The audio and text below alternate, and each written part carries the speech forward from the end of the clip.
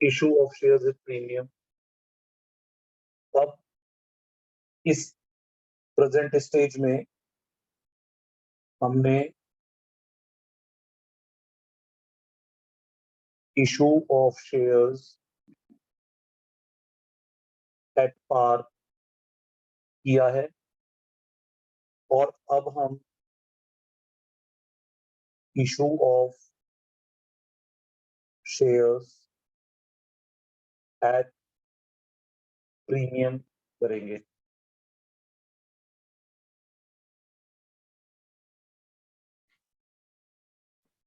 issue of share at par और issue of share at premium के अंदर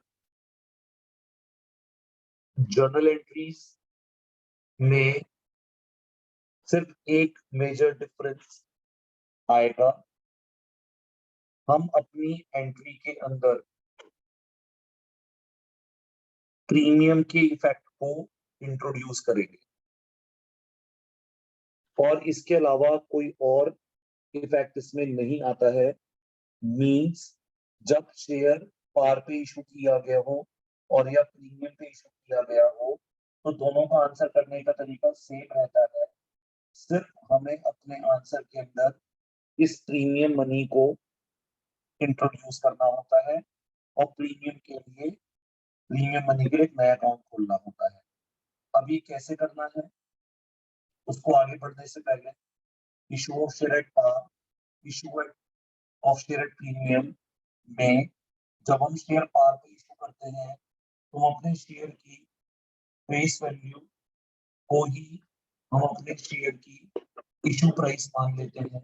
मतलब कि जो हमारे शेयर की फेस वैल्यू है हम उसी ही प्राइस पर शेयर को ऑफर करते हैं। मान लेते हैं कि हमारे शेयर की फेस वैल्यू 10 रुपए है तो हम अपने शेयर को एट पार पे इशू करने का मतलब होगा कि हम अपने शेयर को 10 रुपीज का शेयर है तो 10 रुपीज का शेयर 10 रुपीज पे ही इशू होगा। मीन्स जितनी शेयर की फेस वैल्यू है उतनी ही आपकी इशू प्राइस होगी। अब ऐसे सिचुएशन में जब आप शेयर पार पे इशू करेंगे तो आपकी एप्लीकेशन मनी, आपकी अलॉटमेंट मनी और आपकी कॉल्स मनी का sum total aggregate exactly share की फेस वैल्यू के बराबर होगा। मीन्स हम एप्लीकेशन मनी जो भी रखें 3 रुपए 4 रुपए जो भी अलॉटमेंट मनी रखें और जो भी हम पर शेयर कॉल मनी रखें, जितना भी हम अमाउंट रखेंगे अगर हम उन सबका सम टोटल करेंगे तो फेस वैल्यू के बराबर आएगा। लेकिन जब हम शेयर प्रीमियम पे इशू करेंगे तो इशू ऑफ शेयर प्रीमियम की मीनिंग क्या होती है? When shares are issued at a price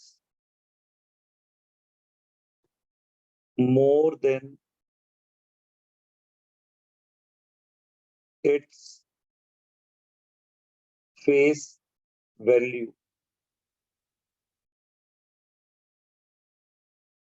then shares are said to be issued at premium।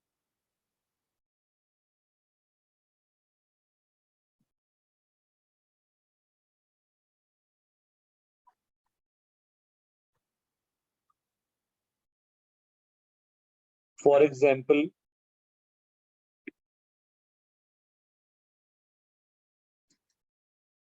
X Limited issued a share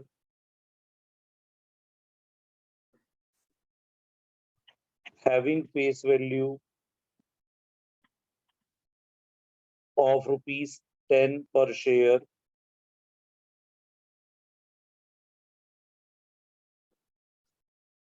at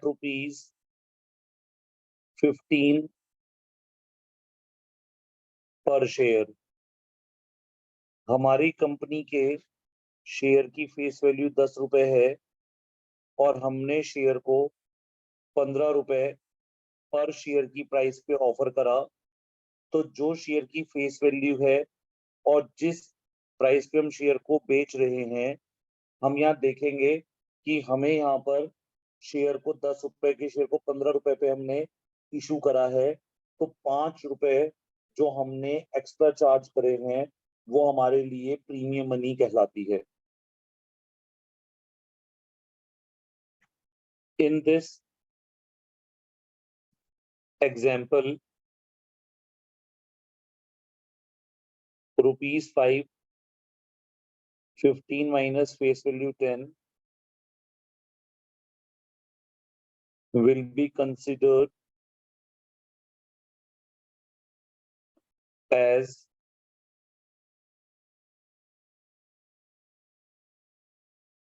premium money.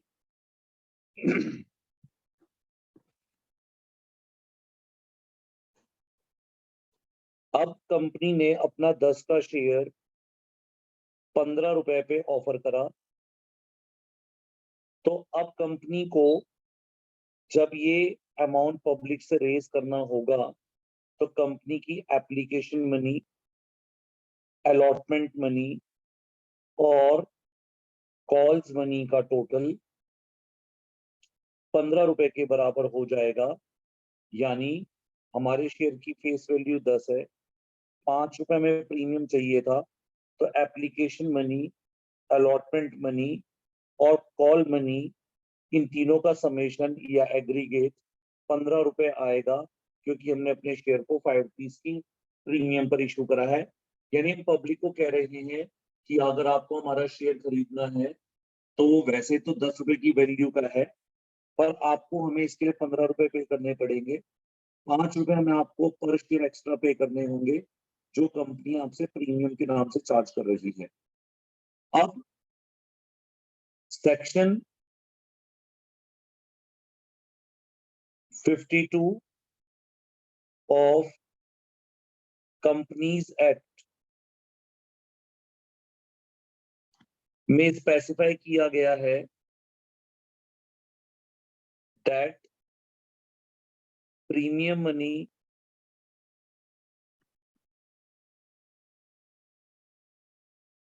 on shares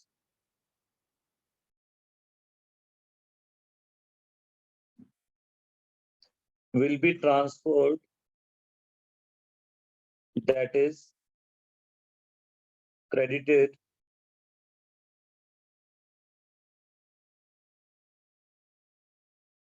to a separate account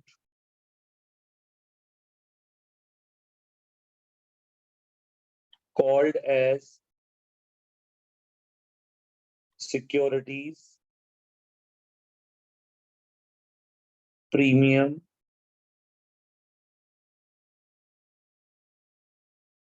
reserve account। हम इसको as a student याद रखने के लिए SPR security premium reserve कह सकते हैं। तो सेक्शन 52 कंपनीज एक्ट 2013 का कंपनी को एम्पावर करता है कि कंपनी अपने शेयर को उसकी फेस वैल्यू से ज्यादा कीमत पर इशू कर सकती है और जो प्रीमियम मनी कंपनी को मिलेगी कंपनी उसको एक सेपरेट अकाउंट में क्रेडिट करेगी, जिसे हम सिक्योरिटी प्रीमियम रिजर्व अकाउंट या सिक्योरिटी प्रीमियम रिजर्व अकाउंट कहेंगे। और जो कंपनीज एक्ट 2013 के शेड्यूल, कंपनीज एक्ट 2013 के शेड्यूल 3 पार्ट ए में या पार्ट 1 में जो कंपनीज की बैलेंस शीट की फॉर्मेट दिया गया है उस बैलेंस शीट के फॉर्मेट के अंदर प्रीमियम मनी का नाम सिक्योरिटी प्रीमियम रिजर्व मनी रखा गया है, तो इसीलिए हम प्रेफरेबली अपने आंसर में security premium reserve account word use करेंगे। नेक्स्ट पॉइंट, कंपनी के ऊपर कोई भी रेस्ट्रिक्शन नहीं है, company any amount of premium raise कर सकती है। मींस कंपनी चाहे तो 10 रुपए का शेयर 12 रुपए में 2 रुपए के प्रीमियम पर, 10 का शेयर 15 रुपए में 5 रुपए के प्रीमियम पे, 10 का शेयर 20 रुपए में 10 रुपए के प्रीमियम पर, 10 का शेयर 30 रुपए में 20 रुपए के प्रीमियम पर, 10 का शेयर 50 रुपए पर 40 रुपए के प्रीमियम पे कंपनी कोई भी amount as a premium money मांग सकती है। पर कंपनी को ये एश्योर होना चाहिए कि अगर हम इतना प्रीमियम मनी मांगेंगे तो क्या पब्लिक इतना प्रीमियम मनी में पे कर पाएगी या नहीं पे कर पाएगी, ये कंपनी के डिसीजन के ऊपर एक्ट ने छोड़ दिया। एक्ट ने कहा हम कोई प्रीमियम की मैक्सिमम मनी आपको नहीं बता रहे हैं कि आप कितनी money as a premium charge करेंगे, आप एनी अमाउंट ऑफ मनी को प्रीमियम चार्ज कर सकते हैं, पर कंपनी को एश्योर करना होगा कि वो प्रीमियम मनी कंपनी को मिल जानी चाहिए। और जो सिक्योरिटी प्रीमियम रिजर्व अकाउंट है, इसमें ट्रांसफर की गई सिक्योरिटीज प्रीमियम मनी जो हमें रिसीव होगी उसको हम सिक्योरिटी प्रीमियम रिजर्व अकाउंट में ट्रांसफर करेंगे। सिक्योरिटी प्रीमियम रिजर्व अकाउंट में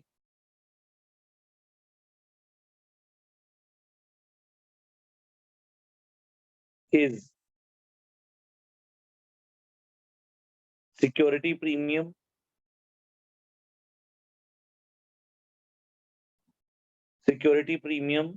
रिजर्व अकाउंट में जो सिक्योरिटीज प्रीमियम मनी हमने ट्रांसफर करी है, ये security premium reserve money company के लिए कैपिटल नेचर का प्रॉफिट होगी। यहाँ पर थोड़ा सा हमें एक एलोबरेशन करना होगा कॉन्सेप्ट का। हमारे अकाउंट सब्जेक्ट के अंदर दो तरह के प्रॉफिट होते हैं, एक होते हैं रेवेन्यू नेचर प्रॉफिट्स और दूसरे होते हैं कैपिटल प्रॉफिट्स। कैपिटल प्रॉफिट का एक एग्जांपल हम बाहर से देते हैं, जब हमने अपनी फिक्स एसेट को प्रॉफिट पे बेचा तो profit on sale of machine, profit on sale of building, ये हमारे लिए कैपिटल नेचर का प्रॉफिट होते हैं। और जो बिजनेस अपने रेवेन्यू फ्रॉम ऑपरेशन यानी अपने नॉर्मल ऑपरेटिंग एक्टिविटीज को हम सेल्स कहते हैं, सेल्स में से कॉस्ट ऑफ गुड्स सोल्ड को माइनस करके जो कंपनी प्रॉफिट अपने बिजनेस ऑपरेशन से कमाती है रेगुलर बेसिस पर, रेकरिंग बेसिस पर, वो प्रॉफिट हमारा अकाउंटिंग की टर्मिनोलॉजी में रेवेन्यू प्रॉफिट होता है। और जो प्रॉफिट कंपनी अचानक कमाती है, जैसे फिक्स एसेट को बेचने में अचानक गेन हो गया, तो वो कैपिटल नेचर का प्रॉफिट है। हमने 11th क्लास में पढ़ा था कि जो कैपिटल नेचर का प्रॉफिट है उसके लिए हमारे अकाउंट्स के अंदर एक स्पेशल रिजर्व की कैटेगरी रखी गई है जिसको कैपिटल रिजर्व कहा जाता है। तो capital reserve is a reserve और that reserve which is created out of capital profits, means any amount of capital profit will be transferred to a reserve called as capital reserve. तो अब बेटा ये जो प्रीमियम मनी है ये भी आपका कैपिटल प्रॉफिट है। अब इस प्रीमियम मनी को भी कैपिटल रिजर्व में जाना चाहिए, लेकिन सेक्शन 52 ने कहा कि सिक्योरिटी प्रीमियम का पैसा कैपिटल रिजर्व में नहीं जाएगा। यानी सेक्शन 52 में कंप्लेंट 2013 के अंदर सेक्शन 52 के अनुसार ये स्पेशली कंपनी को बता दिया गया कि ये सिक्योरिटी प्रीमियम आपका कैपिटल का प्रॉफिट होते हुए भी कैपिटल रिजर्व में नहीं जाएगा। ये प्रॉफिट आपका सेक्शन 52 के अनुसार एक अलग अकाउंट में डाल दिया जाएगा जिसका नाम सिक्योरिटी प्रीमियम रिजर्व अकाउंट होगा और अलग से इसका अकाउंट खोला जाएगा, इसको कैपिटलिज्म में ट्रांसफर नहीं करेंगे। तो एक एक्सेप्शन है कि कैपिटल प्रॉफिट होने के बावजूद भी ये कैपिटलिज्म में नहीं जाता है। Section 52 of companies act 2013 company को एम्पावर करता है कि सिक्योरिटी क्या कंपनी को गाइड करता है, इंस्ट्रक्ट करता है कि जो security premium reserve money receive होगी उस सिक्योरिटी प्रीमियम रिजर्व मनी को हम एक सेपरेट अकाउंट में ट्रांसफर करेंगे जिसका नाम सिक्योरिटी प्रीमियम रिजर्व अकाउंट होगा। और प्रॉफिट हमेशा बाय नेचर क्रेडिट होता है, तो जब कंपनी को सिक्योरिटी प्रीमियम रिजर्व होगा मिलेगा तो कभी भी कैपिटलिज्म में ट्रांसफर नहीं होगा। जो कंपनी के लिए प्रीमियम मनी होगी उसका अकाउंट आपका सेम रहेगा, सिक्योरिटी प्रीमियम रिजर्व अकाउंट, और फिर वो कैपिटल प्रॉफिट नहीं माना जाएगा, कैपिटल रिजर्व में नहीं डाला जाएगा। कैपिटल प्रॉफिट होगा बाय नेचर पर कैपिटल रिजर्व में नहीं डाला जाएगा। फिर करेंगे क्या, मैं रिपीट कर रहा हूं, सिक्योरिटी प्रीमियम रिजर्व अकाउंट एक अलग से अकाउंट खोला जाएगा, जितनी भी प्रीमियम मनी कंपनी को मिलेगी वो सिक्योरिटी प्रीमियम रिजर्व अकाउंट में ट्रांसफर कर दी जाएगी। ये सेक्शन 52 का प्रोविजन कहता है। अब नेक्स्ट और सबसे इंपॉर्टेंट क्वेश्चन आता है कि ये प्रीमियम मनी कंपनी कैसे मांग सकती है या कहाँ मांग सकती है। सपोज करेंगे कि कंपनी ने एप्लीकेशन मनी 5 रुपीज रखी, 15 रुपए पे शेयर इशू हुआ है। कंपनी ने अपनी अलॉटमेंट मनी 8 रुपए रखी जिसके आगे ब्रैकेट में लिखा हुआ है 5, और 2 रुपए फर्स्ट एंड फाइनल कॉल के आगे लिखा हुआ है। अब इनमें से केवल अलॉटमेंट के आगे ही देखें आप, ऐसे ब्रैकेट में 5 रुपीज लिखा हुआ है। इसका मतलब ये होता है कि कंपनी ने प्रीमियम की मनी को इस एग्जाम्पल के अंदर अलॉटमेंट मनी के टाइम पर या अलॉटमेंट के अमाउंट के साथ ड्यू करा है और पब्लिक को कहा है कि अलॉटमेंट टोटल 8 रुपए की रहेगी, जिसमें से आप जो हमें 8 रुपए देंगे उसमें से 5 रुपए तो कंपनी शेयर कैपिटल अकाउंट में ट्रांसफर करेगी और 3 रुपए जो होंगे वो कंपनी के लिए सिक्योरिटी प्रीमियम रिजर्व अकाउंट में ट्रांसफर होंगे।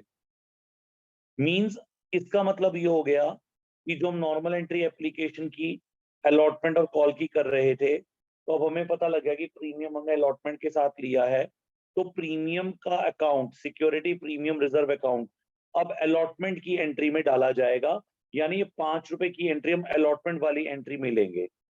अब अलॉटमेंट के अंदर तो 2 एंट्री होती हैं, एक होती है जब हम ड्यू करते हैं, एक होती है जब हम रिसीव करते हैं। तो अब हम इसको कहाँ लेंगे, रिसीव में या ड्यू में। तो जब आप अलॉटमेंट मनी ड्यू करेंगे तो ड्यू करते समय आप पब्लिक को बता देंगे कि अलॉटमेंट टोटल 8 रुपए की है, जिसमें 5 रुपए कैपिटल के हैं और 3 रुपए 5 रुपए आपके प्रीमियम के हैं और 3 रुपए आपके कैपिटल यानी शेयर के अगेंस्ट हैं, वो 3 रुपए हैं, प्रीमियम के 5 है, टोटल आपको मैं 8 रुपए देने हैं।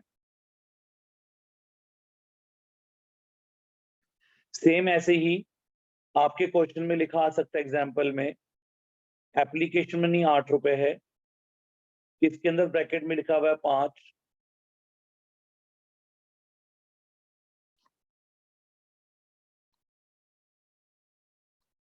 एप्लीकेशन मनी 3, आप कुछ भी रख सकते हैं, एप्लीकेशन मनी 4 रुपीज, तो फर्स्ट कॉल हो जाएगी 5, आई एम सॉरी 3 रुपीज। यहां पर कंपनी ने प्रीमियम मनी जो थी वो एप्लीकेशन पे ले ली, 4 रुपीज अलॉटमेंट के ले लिए, 3 रुपीज फर्स्ट कॉल पे ले लिए। कंपनी ने टोटल पे 15 रुपए रिसीव कर लिए, 5 रुपए प्रीमियम के एप्लीकेशन के साथ लेते हुए। यह एग्जाम्पल क्या हो सकता है कि कंपनी ने 8 रुपए एप्लीकेशन मनी मांगी, 3 रुपए कंपनी ने यहाँ प्रीमियम रख दिया। कंपनी अलॉटमेंट मनी 5 रुपए मांगी, 2 रुपए प्रीमियम यहाँ रख दिया और 2 रुपए की कंपनी ने फर्स्ट एंड फाइनल कॉल मांग ली। तब भी टोटल 15 रुपए हो गया। यानी कंपनी अपनी प्रीमियम मनी को डिवाइड भी कर सकती है। जो कंपनी ने 5 रुपए एक्स्ट्रा ऊपर चार्ज करने हैं, उसके लिए कंपनी क्या कर सकती है, 2 रुपए कंपनी, 3 रुपए कंपनी प्रीमियम एप्लीकेशन पे ले रही है, कंपनी 2 रुपए का प्रीमियम अलॉटमेंट पे ले रही है। या फिर कंपनी ऐसा भी कर सकती है कि कंपनी ने 6 रुपए की एप्लीकेशन रखी, 2 रुपए प्रीमियम यहाँ रख लिया, कंपनी ने 5 रुपए की अलॉटमेंट रखी, 2 रुपए का प्रीमियम यहाँ रख दिया, 4 रुपए की हमने फर्स्ट कॉल रखी, 1 रुपए का प्रीमियम फर्स्ट कॉल के साथ रख दिया। 6, 5, 11 और 4, 15, कंपनी को टोटल 15 ही लेने थे। तो कंपनी का पब्लिक पे बर्डन ना आए तो 2 रुपए एप्लीकेशन पे रख दो प्रीमियम, 2 रुपए अलॉटमेंट पे और 1 रुपए फर्स्ट कॉल पे। कंपनी ने प्रीमियम 3 जगह बांट दिया। ये एग्जाम्पल नंबर 3 हो गया, ये 4 हो गया। अब एग्जाम्पल नंबर 5 है और ये सबसे इंपॉर्टेंट एग्जाम्पल है। इसको हम कहते हैं जब क्वेश्चन साइलेंट हो। जैसे अब एप्लीकेशन मनी मान लेते हैं आपकी 8 रुपए है, अलॉटमेंट मनी 6 रुपए है और 1 रुपए की फाइनल कॉल है। अब 15 रुपए टोटल हो गए। अब हमें क्वेश्चन में ये हाईलाइट नहीं करा हुआ है कि 5 रुपए का प्रीमियम किस जगह लेना है, लेकिन टोटल 15 रुपए जरूर आ रहा है तीनों कॉल का। अब ये नहीं बताया, जैसे पीछे एग्जाम्पल में बताया था पहले में, इस एग्जाम्पल नंबर 2 में, एग्जाम्पल नंबर 1 में, कि हमने प्रीमियम अलॉटमेंट पे लिया हुआ है। नेक्स्ट एग्जाम्पल बताया हमने प्रीमियम मनी एप्लीकेशन पे मांगी हुई है। एग्जाम्पल 3 बता रहा है 3 एप्लीकेशन पे 2 अलॉटमेंट पे मांगे हुए हैं। या फिर 6, 5, 4 का प्लान है, 2, 2, 1 रुपए अपने प्रीमियम के मांगे हुए हैं। और आखिरी केस हो गया जब आपके टोटल तो कॉल का 15 रुपए बन रहा है तीनों इंस्टॉलमेंट्स का, लेकिन आपको ये नहीं बताया गया कि प्रीमियम मनी किस जगह पर है। तो बाय डिफॉल्ट हम ये मानेंगे कि प्रीमियम मनी अलॉटमेंट के ऊपर है, यानी अलॉटमेंट के साथ ही प्रीमियम मनी को मांगा गया होगा, ना कि एप्लीकेशन के साथ। ये बाय डिफॉल्ट रूल होता है। तो प्रीमियम मनी किसी भी जगह मांगी जा सकती है, एप्लीकेशन पे, अलॉटमेंट पे, कुछ एप्लीकेशन में, कुछ अलॉटमेंट पे, कुछ एप्लीकेशन में, कुछ अलॉटमेंट पे, कुछ कॉल पे। और अगर क्वेश्चन बाय डिफॉल्ट साइलेंट हो तो अलॉटमेंट मनी पे अमाउंट मांगा जाता है। अब जिस जगह भी आप प्रीमियम मांगोगे, बैंक वाली एंट्री में प्रीमियम मनी नहीं दिखानी है। आपने जिस जगह भी प्रीमियम मांगा है उसकी ड्यू की एंट्री में प्रीमियम रिकॉर्ड होगा, जैसे अभी मैं आपको सिखाऊंगा।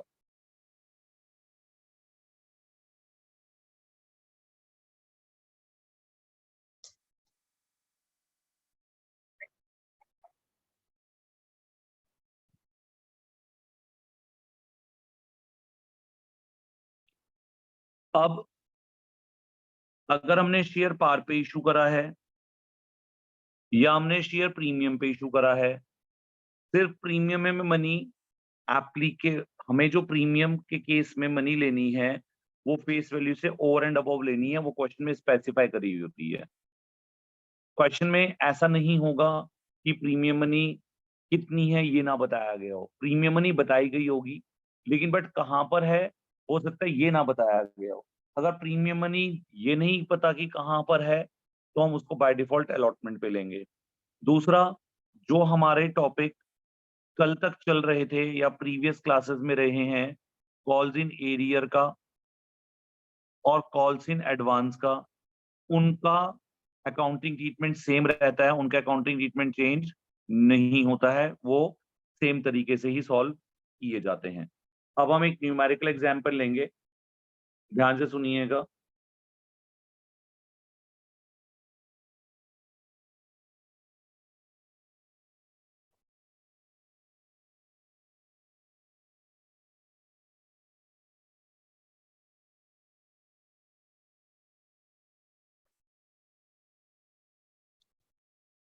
X Limited issue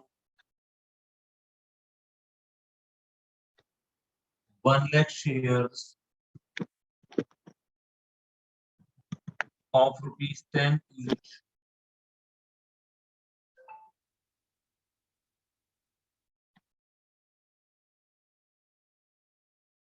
at a premium of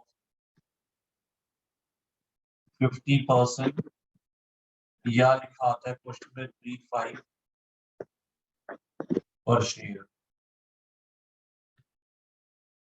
आगे लिखा होता है the amount was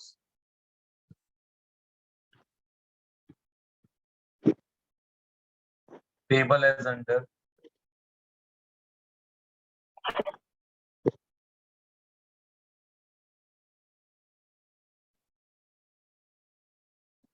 on application ₹4, on application ₹6, including 2S premium, on allotment ₹5, 2S premium, balance on first and final call.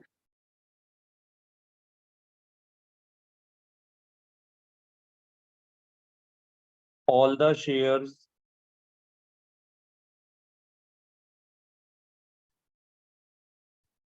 were duly applied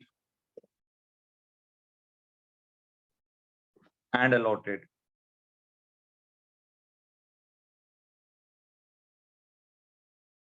All the money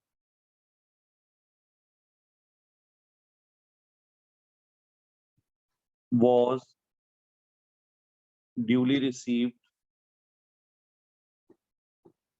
except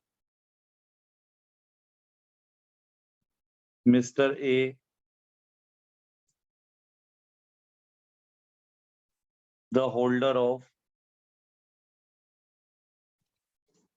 5,000 shares, failed to pay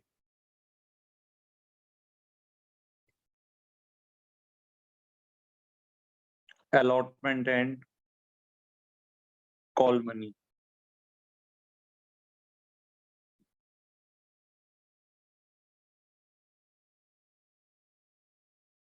Mr. B, the holder of 3,000 shares, failed to pay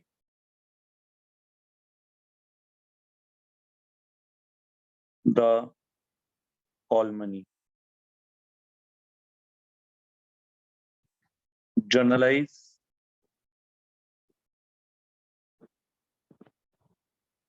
by opening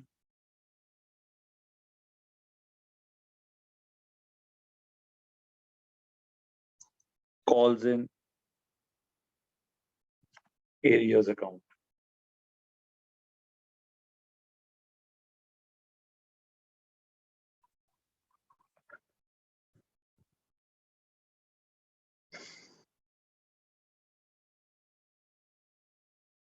इस answer का table भी same previous tables की तरह बनेगा, लेकिन इसमें हम एक छोटा सा चेंज कर देंगे क्वेश्चन को इजी करने के लिए, यानी सिक्योरिटी प्रीमियम और रिजर्व को इजीली रिकॉर्ड किया जा सके और इजीली हम समझ भी सकें, इसलिए थोड़ा सा हल्का सा इसमें चेंज कर देंगे।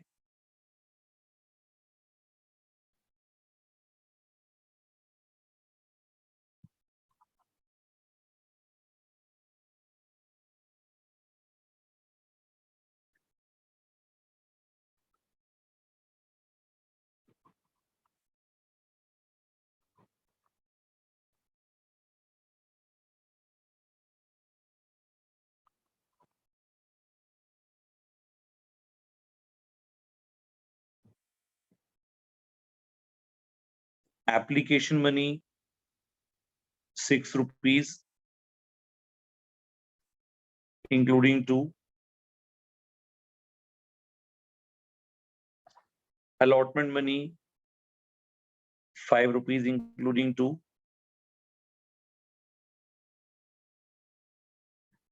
First and final call में ये थोड़ा ध्यान से देने वाली बात है यहाँ पर हमने 10 का शेयर 5 रुपए के प्रीमियम के साथ 15 रुपए पे इशू करा था। यहां तक जो टोटल है वो हमें बताया थी डिटेल में कि 6 रुपए की एप्लीकेशन है, 5 की अलॉटमेंट है, बैलेंस कॉल पे लिखा है, तो फाइनल कॉल की वैल्यू कितनी होगी हमें निकालनी होती है। तो 6 और 5 11 रुपए तो ऊपर तक हो गए, अब बचे 4 रुपए, तो 4 रुपए फर्स्ट एंड फाइनल कॉल के हो गए।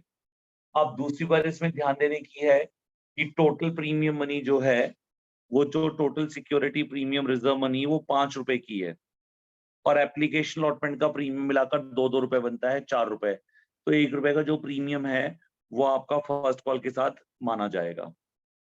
अब यहां से आप ऐसे लिख दीजिए, इसको थोड़ा इजी हो जाएगा। टोटल कैपिटल शेयर कैपिटल, देखिए 2 रुपए का प्रीमियम एप्लीकेशन पे है, 2 अलॉटमेंट पे, 1 रुपए का फर्स्ट कॉल। यहाँ पर 4 रुपए, 3 रुपए और 3 रुपए, 4 रुपए एप्लीकेशन पे, 3 अलॉटमेंट पे, 3 फर्स्ट कॉल पे। ये तो शेयर की फेस वैल्यू वाली मनी है, और साथ में आपको 2-2 एक करके प्रीमियम चार्ज करना है। तो इस तरह से ये 6, 5 और 4 14 रुपए बनेंगे, जिसमें कैपिटल की वैल्यू 4 एप्लीकेशन पर, 3 अलॉटमेंट पर और 3 फर्स्ट कॉल पर रहेगी। टोटल 10 हो जाएगा फेस वैल्यू के बराबर। 2 रुपए का प्रीमियम एप्लीकेशन पे, 2 का अलॉटमेंट पे, 1 रुपए का फर्स्ट कॉल पे, टोटल प्रीमियम 5 रुपए, 10 और 5 टोटल वैल्यू शेयर की 15 रुपए हो गई।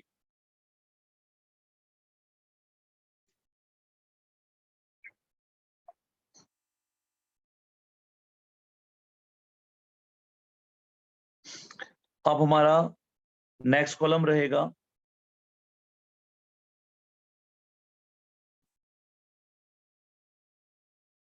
शेयर कैपिटल का, नेक्स्ट कॉलम रहेगा हमारा टोटल मनी का, फिर शेयर कैपिटल का, फिर सिक्योरिटी प्रीमियम रिजर्व मनी का। हमारे जो टोटल नंबर ऑफ शेयर है वो 1 लाख है। 1 lakh into 6 6 lakh, 1 lakh into 5 5 lakh, 1 lakh into 4 4 lakh.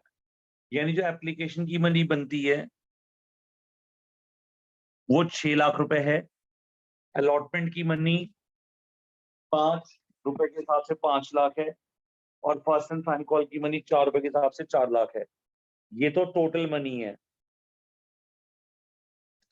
जो हमें एप्लीकेशन अलॉटमेंट और कॉल पे पब्लिक से लेनी है। अब इसका डिवीजन कैपिटल और प्रीमियम में कर लेंगे तो एंट्री करने में आसानी होगी। अब कैसे डिवीजन करना है इसका, हमने जैसे यहाँ पर कैपिटल और प्रीमियम मनी को अलग अलग स्पेसिफाई करा है, वैसे आप यहाँ पर कीजिए। पहले कैपिटल का कॉलम बना लीजिए, 1 lakh into 4 4 lakh, 1 lakh into 3 3 lakh, 1 lakh into 3 3 lakh.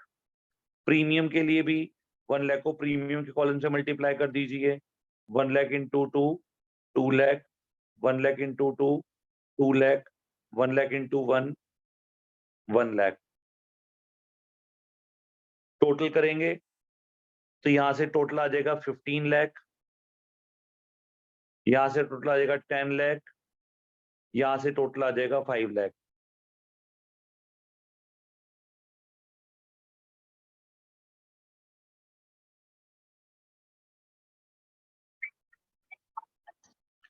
अब इसमें आपको ए नाम का पर्सन है, एक बी नाम का पर्सन है, इसके 5,000 शेयर है, इसके 3,000 शेयर है। ये अलॉटमेंट और कॉल नहीं दे रहा है, ये सिर्फ कॉल नहीं दे रहा है। अब यहां पर अलॉटमेंट इन ऑल 5 रुपए की है, 2 रुपए प्रीमियम के हैं और 3 कैपिटल के हैं, पर लेनी तो टोटल 5 ही है। तो 5,000 इंटू 5, इसका अलॉटमेंट का एरियर हो जाएगा 25,000। फिर ए का एरियर फर्स्ट कॉल पे 5,000 इंटू 4, 20,000 का एरियर फर्स्ट कॉल का हो जाएगा। यानी जब आप एरियर निकालेंगे तो आप टोटल के कॉलम से मल्टीप्लाई करेंगे, क्योंकि कैपिटल भी लेनी है आपको अलॉटमेंट पे और प्रीमियम की मनी भी लेनी है। ऐसी फर्स्ट कॉल पे कैपिटल की मनी भी लेनी है और प्रीमियम मनी भी लेनी है। अब जिसके पास कितने शेयर है यहाँ पर 3,000, उसने कॉल नहीं दी। अब कॉल टोटल 4 रुपए की है, सेम इसकी तरह, तो 3 इंटू 4 उसका एरियर कितना हो जाएगा 12,000 रुपए। अब आपको बैंक अमाउंट निकालना है, तो एप्लीकेशन तो कोई चेंज हमने नहीं करा है, तो टोटल वाला कॉलम लेना है। एप्लीकेशन की टोटल मनी हो जाएगी 6 लाख, अलॉटमेंट में 5 लाख रुपए टोटल है, 5 लाख में से 25,000 का एरियर है, तो 4,75,000 रुपए अलॉटमेंट पे मिलेंगे। और फिर 4 लाख रुपए की फर्स्ट एंड फाइनल कॉल है, इंक्लूडिंग प्रीमियम 4 लाख है, जिसमें से 20 और 12 32,000 नहीं मिलेंगे, तो 3,68,000 3,68,000 रुपीज आपको फर्स्ट एंड फाइनल कॉल पे मिलेंगे। यानी एरियर की ट्रीटमेंट वैसे ही करनी है कि एरियर को जहां जहां एरियर होता है वहां वहां हम एरियर के अमाउंट को माइनस कर देते हैं, तो बैंक की वैल्यू आ जाती है, वही रहेगा। बस फर्क ये है कि इसमें कॉलम टोटल का और आ गया, कैपिटल अलग हुई, प्रीमियम अलग हो गया। तो जो आप एरियर माइनस करोगे वो आप इस टोटल में से माइनस करोगे जहां जहां एरियर हो रही है, फिर बैंक की वैल्यू आपकी निकल आएगी और फिर हमारे लिए एंट्री बनाना आसान हो जाएगा।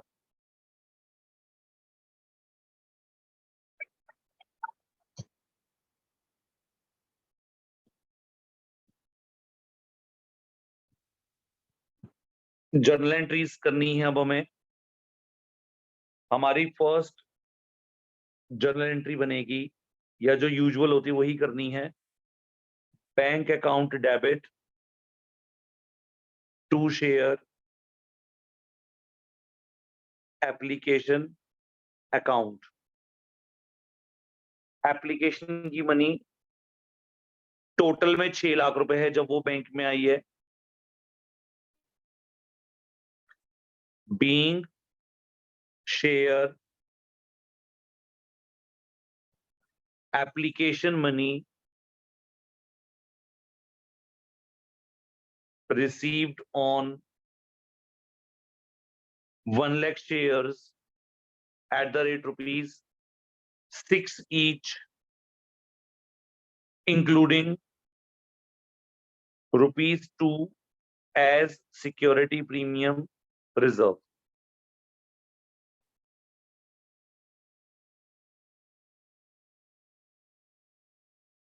Next entry, share application account debit।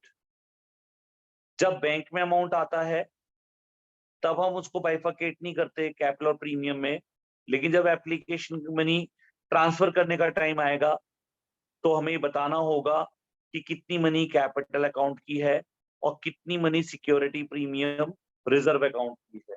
इसीलिए यहाँ डिवीजन कर लेते हैं हम लोग। 4 लाख रुपए इसमें से कैपिटल के हैं एप्लीकेशन के अंदर और 2 लाख रुपए इसके अंदर सिक्योरिटी प्रीमियम रिजर्व के हैं। तो 4 और 2 6 लाख रुपए टोटल हो गए। तो एप्लीकेशन पे 6 लाख, कैपिटल पे 4 लाख और प्रीमियम पे 2 लाख। इसको हम लिखेंगे being share application money transferred. ज्यादा आपको डिटेल नहीं लिखनी है कहाँ ट्रांसफर हो गई, बस बीइंग शेयर एप्लीकेशन में ट्रांसफर्ड वो लिखा हुआ ही है कि वो कैपिटल अकाउंट में और प्रीमियम अकाउंट में ट्रांसफर हो गई। इसका मतलब ये हो गया कि जो कैपिटल वाली एंट्री है जहां कैपिटल लगती है ठीक उसी एंट्री के नीचे अगर प्रीमियम होगा उस क्वेश्चन में तो सिक्योरिटी प्रीमियम रिजर्व लगाना है। इसके बाद नेक्स्ट एंट्री ड्यू होगी अलॉटमेंट की, तो आपकी एंट्री बनेगी share allotment account debit to share capital account. और इस ही एंट्री के अंदर आपको बताना है कि अलॉटमेंट पे प्रीमियम कितना है। यानी जब आप अपनी अलॉटमेंट ड्यू करेंगे तो आपको पब्लिक को बताना पड़ेगा कि भाई कैपिटल का कितना अमाउंट आपने हमें देना है और प्रीमियम का कितना देना है, तब ये अलॉटमेंट ड्यू हो पाएगी।